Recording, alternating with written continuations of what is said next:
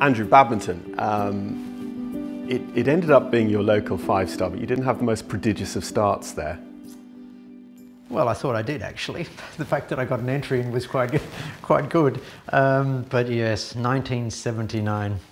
And Davey, after competing at World Championships in Lexington in '78, I was based with Mark Phillips and the Princess Royal at that stage, and they said, well, look, we think you should enter badminton, so I entered badminton.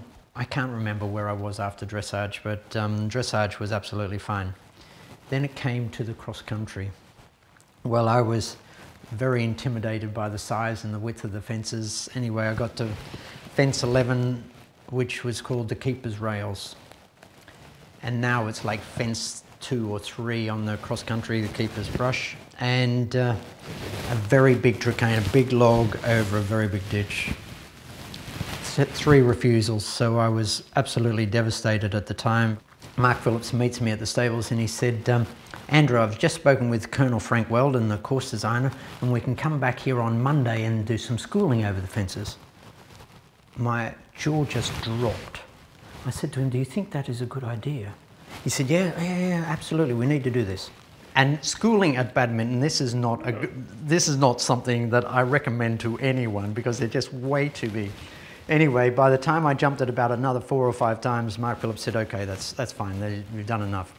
So that was my first experience of badminton. So you had a great run the following year? No. I went to Burleigh in between. I won Burleigh, and then I came back to badminton. So I'm thinking, okay, well, I've jumped the keeper's rails, but we're going in the reverse way this time. So the keeper's rails came in about fence number 26. I got to the Cirencester rails, which was a zigzag over a ditch. 4th fence, 3 refusals. I walk home from there. It was then 2006. I won with a fantastic horse, won badminton with a fantastic horse called Moonfleet. And I was in the press tent at the end of the competition, and one of the media people, they said, Andrew, did you ever jump any of Frank Weldon's courses? I said, yes, I jumped 14 of his fences. So I didn't have a great start, but eventually was able to get the result I wanted. So we call it the great event. The Duke set it up to try and, get Olympic preparation for British riders. In all that time, with everything else you've done, do you feel you're a success until you've won badminton in this sport? Look, I think for any athlete in eventing, if they've won badminton, they feel as if they've won the biggest event in the world. And I feel that it's possibly the most recognised event. I think because, as you said, how it was originally set up, the Queen and Prince Philip, I know, went to the event many times. The Australians first came across here to ride at badminton then, and so I know initially the first horses coming across for badminton from Australia, it was a 6-week boat trip. The riders would go with the horses because they had to keep the horses in work, and so they put sand down on the deck of the boat, and they would lunge horses on the deck. So I'm pleased that international travel has improved a little since 1956. The experience for you guys at badminton, coming from anywhere, I think coming from New South Wales, it must have just been totally eye-opening. The hunt stables, the groom's canteen with all those stag's heads, the cocktail party in the house. I personally had never seen anything like that, where there is just wonderful tradition and history, and that's the thing that's very special about our sport here in the United Kingdom. The aristocracy that are supporting the sport and the wonderful estates that we go on to. And like, I can remember the first year that I was at badminton and I was with Mark Phillips and the Princess Royal, and I can remember sitting in the car as Mark Phillips was driving back to Gatcombe one day, and we're driving across the park, and I said to him, there are a lot of deer here. I said, is there money in deer? Like, how can he afford to have so much deer here instead of cattle or sheep, which I'm used to having in Australia? He said, well, when you own 56,000 acres, having a 1,000-acre deer park is not a problem. Take us back to Moonfleet then, because Moonfleet was bred by the Magners at Coolmore, so he was bred to do something very different, I think, probably to winning badminton. John Magnier had him as a racehorse to start with, and Moonfleet was by a sire called Strongale, and Strongale, he was a sire that produced many good national hunt horses. Moonfleet was one of the most elegant horses and beautiful moving horses in the dressage phase, and could run and jump had tremendous stamina. For me to get the opportunity to ride Moonfleet was very special, and he's got to be one of the special horses of my life, to win badminton with Moonfleet, and also to win Burghley with him, and then to finish second at Burghley.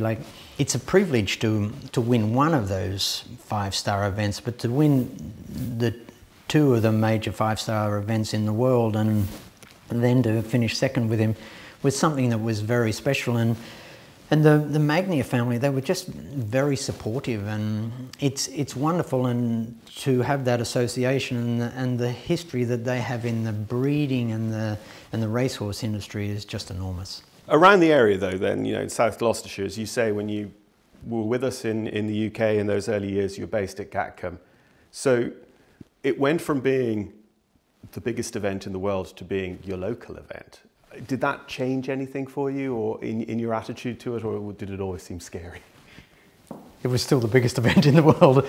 I used to go hunting with the Princess Royal and also Mark Phillips, and the Beaufort Hunt was the hunt that they had a subscription for.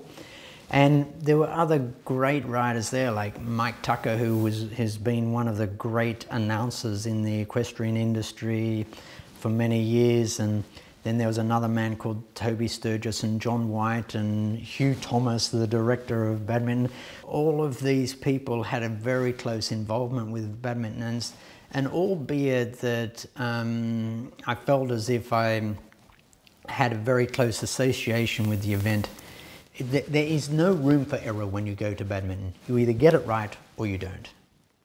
From 79 to 2006, when you did win with Moonfleet, it wasn't just that you'd been waiting that long, kind of Australia had been waiting that long, because Bill and Laurie had won it in the 50s, I think. They were Australian winners, and then there was no Australian winners, those ruddy Kiwis. Yes, that's right, and yes, I was the one that actually happened to break that, that period of no Australian being successful there. And it's not that there was anything, I want to say, special that I did, but it's really making sure that you have a very good support team. We all dream when we're starting, and it's putting those dreams together and not just thinking about them during the day, but dreaming of them at night as to how something's going to unfold. And that's something that I really feel the partners that I have on board with me are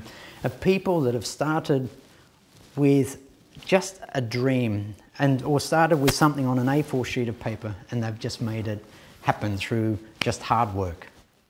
And I mean, I'm enjoying your benefit here an elderflower mojito, which is very nice and timely for badminton, and that's the Oxton Liqueur Company, who are a partner for Team Hoy to help you look after your owners. The team, the Hoy team, are so appreciative of support that the partners give, and here is a situation where we can just offer something to my owners and members of the Hoy team and the people who come and join the Hoy team, something that is very, very special.